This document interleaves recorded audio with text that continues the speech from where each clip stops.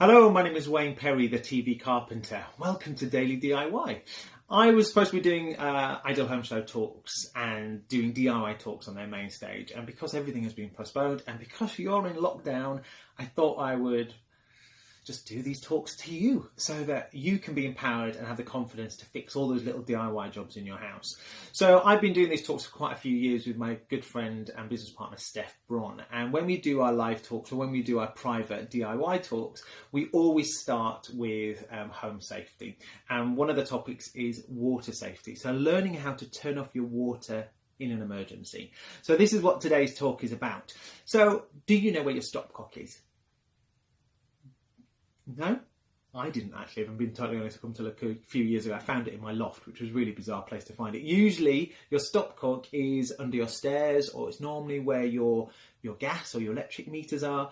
And your stopcock is the main supply of water into your house. Normally, outside your house, you'll have a stopcock meter there, which is for the water board to regulate and to be able to turn off if they need to turn off water out there. And that is an option if you can't find your stopcock and you need to work on your house doing some plumbing. You can turn it off generally outside. But most of the time, your water pipe will come into your house, and it's, like I say, it's usually under your stairs or in your bathroom or somewhere. You'll have to have a rummage for it. And if you find it, it looks a little bit like this. It's like a big tap. And if you turn that tap, it will turn off the water to your house. It'll turn off all the water to your house. So if you go lefty-loosey, if you turn it left, it'll open up the valve and it will mean that water can flow. If you righty-tighty, if you tighten it up, it'll tighten up the valve and it will stop the water coming into your house. It's recommended that every year you find your stopcock, turn it, loosen it all up, and let the water on and off. And you do this to stop it from calcifying and getting stuck. But then once you've opened it all up, you've gone all the way lefty-loosey so water can come back to your house, turn it back like 2 half turns, just a little bit. And the reason you do that is you give yourself some wiggle room when you come back a year later. Sometimes it's a bit stiff, you need to tighten it to untighten it, or tighten it to untighten it, which way. So always never have them fully open or fully closed, because it means it's locked and there's only one way to go. So that's your stopcock, and that's what you use if you want to stop the water coming into your house and turn off all the water. The other here are called isolation valves. So I'll start with this one. It used to be called the old penny valve because it's got a little slot in the middle, which you used to put an old penny in and turn it. But now you can just put a flathead screwdriver in there and turn it. So if you look on here in the middle, there's like a little notch in there. And depending on where that notch is, depends how if it's isolated and turned off. So you'll find these under each of your water appliances. So under your sink, or in your bathroom, for example, or next to your toilet or your bath.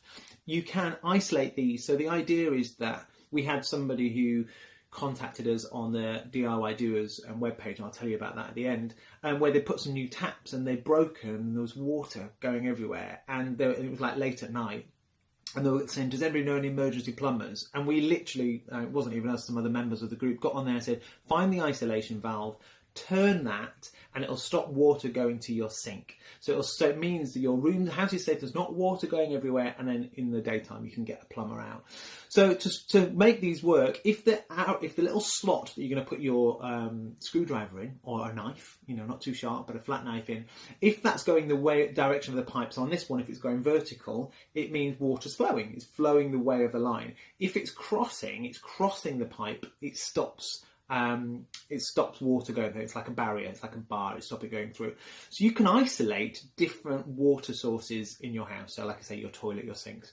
This one here, these are used for your dishwasher or your washing machine. Very similar to these. So if you're fitting a new washer or you're fitting a new dishwasher, these are the kind you have, and it's just a screw tap you screw on, and obviously you have a blue and a red representing hot and cold.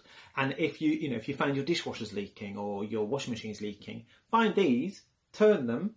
Like I said, these at the moment are turned on because they're pointing in the direction of the pipework. If you quarter turn them so they're horizontal, it'll stop water going to the dishwasher or the washing machine. So there's different steps. Like I say, if you want to turn all the water off, choose the main stopcock. If you want to just isolate different areas, turn one of these off either side here. So that's how you make your your home safe with water. It's really simple once you know how. If you have any other questions, you can contact me at thetvcarpenter.com on my webpage. If you look on there, there's also links to the DIY Doers page. It's a Facebook group. It's an interactive Facebook group where if you need any advice, you can type it on there, and the members, I think we've got over 2,000 members on there at the moment, they'll help you out. There's professionals on there, but also there's people like you who, you know, are a bit scared, a bit overwhelmed by DIY. The point of me teaching you all this is so that you get the confidence to feel good. And actually, once you start doing DIY and feeling safe in your own home and being able to do all of these simple DIY things, it opens up a whole world of possibilities.